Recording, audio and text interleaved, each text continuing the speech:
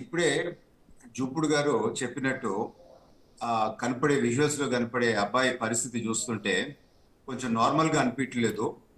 So గతంలో YCP ప్రభుత్వం ఉన్నప్పుడు ఆ గాంజాయి కల్చర్ ఎట్లుందో అట్లాంటిది ఏదైనా ఎక్స్ట్రీమ్ పరిస్థితుల్లో ఉండాడేమో అని చెప్పి నాకు డౌట్ వస్తా ఉంది. అంటే మనం ఎందుకంటే కూడా మనకి మెయింటైన్ చేస్తున్నావా? ఇన్ఫర్మేషన్ లేదు కనుక. సో ఆ గత కల్చర్, అది గత కల్చర్, వైసీపీ కల్చర్. సో ప్రైమోఫెసి ఏమన్నారు, దాదాపు ఒక 300 వీడియోస్ బయటకు వచ్చినాయి అని చెప్పి ఒక ఆరోపణ. ఆ ఆరోపణ ఎంతవరకు కరెక్టో మనకు తెలియదు. దీపక్ రెడ్డి గారు, ఇన్ కేసు ఆరోపణ కొద్దిగా నిజమైతే కల్చర్ ఒక మెయింటైన్ సెకండ్ చేస్తూ మాట్లాడదాం.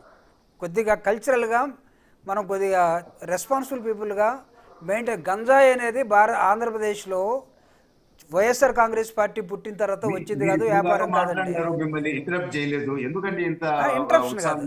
నేను అందుకే జెంటిల్గా మాట్లాడుకుందాం అని అడుగుతున్నా. మీరు ఎందుకు అట్టుకోవాలి చెప్పండి సార్, నేను జెంటిల్గా మాట్లాడుకుందాం అంటున్నా. మీరేమన్నారు? నేను ఒక్క మాట ఇంతవరకు మాట్లాడలేదు. వినండి, కనీసం ఓపిక పట్టండి. నో నో నేను కాన్ఫంటేషన్ రావట్లేదు. I'm requesting you. మీరు వైఎస్ఆర్ కాంగ్రెస్ పార్టీలో గంజాయి వ్యాపారం అని అంటే నేను మాట్లాడాల్సి వస్తుంది కదా. మీరు అది కాదు. గంజాయి ఎప్పటి నుంచి ఉంది ఆంధ్రప్రదేశ్ లో? గంజాయి ఎప్పటి నుంచి ఆంధ్రప్రదేశ్ లో? వైసీపీ వచ్చినప్పుడు ఉందా? నేను అందుకే చాలా పాజిటివ్ గా చెప్పాను మీకు. పాలిసీ ఒక 300 వీడియోస్ దాకా ఉన్నాయని చెప్పి ఆరోపణ వచ్చింది. అది ఆరోపణ ఎంతవరకు కరెక్టో మనకు తెలీదు. ఇన్ కేస్ అది నిజం అయ్యుంటే ఇదంతా గతంలో జరుగుండేది అని చెప్పి మనం ఒక అంచనాకు రావచ్చు. ఎందుకంటే ఇప్పుడు 300 వీడియోలు అయి ఉండవు. కానీ ఈ అంశం జరిగిన తర్వాత ప్రభుత్వంలో ఉండే సీరియస్నెస్ అనేది మాత్రం నేను తెలపాలనుకుంటున్నాను. ముఖ్యమంత్రి గారు పర్సనల్ గా దీన్ని మానిటర్ చేస్తూ ఉంటారు. ఎక్కడైనా ఎవిడెన్స్ ఉంటే నాకే పంపియండి, నేను అటెండ్ అవుతాను అని చెప్పి చెప్పడం జరిగింది. తక్షణమే పోలీస్ వాళ్ళని పంపించి చెక్ చేయండి అని చెప్పి చెప్పినారు. పోలీస్ డిపార్ట్మెంట్ వాళ్ళు ఇనిషియల్ గా అవన్నీ చెక్ చేస్తే ఎక్కడ కెమెరాలు కనపడలేదు. సో అంటే ఇది ఏమైనా జరుగుంటే గతంలో జరుగుంటది అని చెప్పి మనకు అర్థమవుతా ఉంది.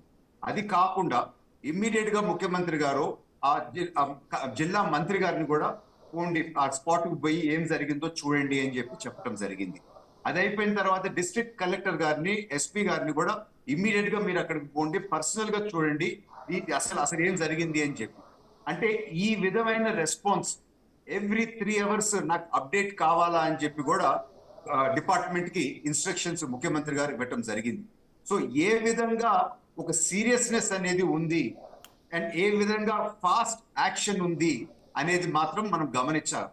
అదే వెస్ట్ బెంగాల్లో ఆ ఇన్సిడెంట్ డాక్టర్ పైన జరిగిన అంత ఘోరమైన ఇన్సిడెంట్ జరిగితే కూడా ఏ విధంగా రాజకీయాలు చేస్తూ పబ్బం గడుపుకుంటున్నారు కొందరు రాజకీయ పార్టీలు.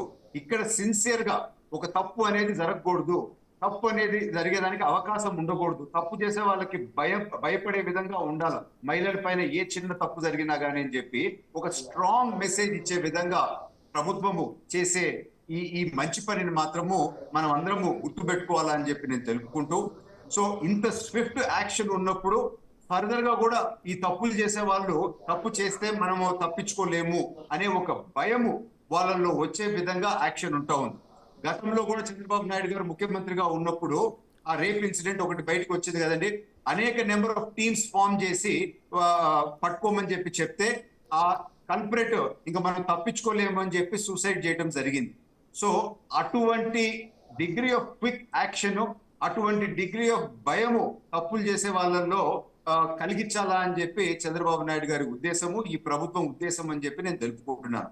బట్ ఈ అన్ని లాక్సిటీస్ గతంలో ఉన్న వైసీపీ ప్రభుత్వంలో ఏం జరగదులే అని చెప్పి ఒక భావన చాలా మంది క్రిమినల్స్ లో వచ్చింది ఆంధ్రప్రదేశ్ లో. సో బహుశా అది ఫాల్ బ్యాక్. త్వరలో ఇటువంటి తప్పులు చేసేదానికి కూడా మనుషులు భయపడతారు అని చెప్పి మాత్రం నేను తెలుపుకుంటున్నాను.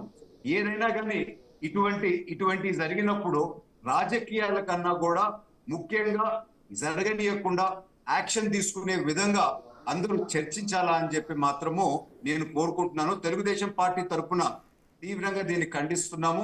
స్విఫ్ట్ యాక్షన్ ప్రభుత్వం తరఫున ఉంది అని చెప్పి మాత్రం నేను తెలుపుకుంటున్నానండి.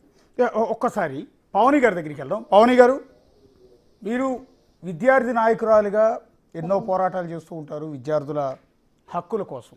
ఇప్పుడు ఈ ఇష్యూని ఎలా చూస్తూ ఉన్నారు? అంటే మీకున్న సమాచారం ఓన్లీ వాట్సాప్ మెసేజ్లు కాకుండా మీరు అక్కడున్న లోకల్ మీ ఎస్ఎఫ్ఐకి సంబంధించిన వాళ్ళందరితో మాట్లాడి ఉంటారు.